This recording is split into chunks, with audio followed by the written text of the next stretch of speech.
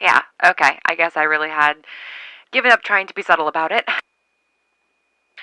You didn't put a question mark at the end, but I'm going to assume it's a question anyway. Or, asking for confirmation, at least. I'm glad you're okay. Thanks for sending me something, even if I'm not totally sure what to say in response. I've never really, talked about this. At least not to anyone not in it with me. But yes, I was an art thief. I mean, that's the easiest way to describe it anyway. And, it wasn't always art like with Sylvia. Sometimes it was antiques and so on. I'm sure you're wondering how I got into it when I'm clearly not an art connoisseur, and, well, the answer is I fell backwards into it. To finish my story from the other day, I guess, and completely incriminate myself, I met Pete trying to rob him of some jewelry he'd robbed from some Park Ave fat cat. That was mainly my thing at the time. Burglary.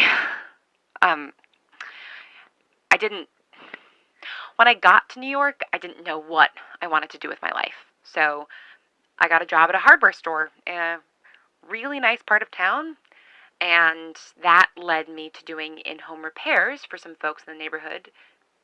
And, well, you fix enough wall sconces in 5-bedroom apartments while you're living with 4 other people in a shitty downtown box, and you start to have some feelings about some things.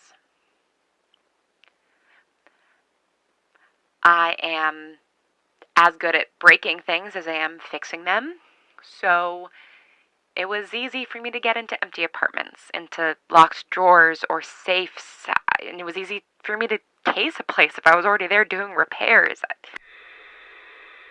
God, it's weird to talk about this on loud and on a public frequency. I don't know what you might be thinking of me, finding out I'm some kind of common criminal, but I never stole from anyone who really needed it.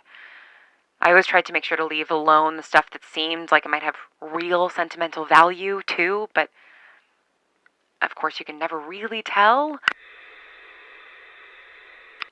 Anyway, Pete, rather than punching me in the jaw for trying to rob him, he offered me a job. He said he liked the way I had broken in, leaving no trace. He needed a Yegman, a safecracker, and I wasn't too shabby at it, even as inexperienced as I was, so that's what I did.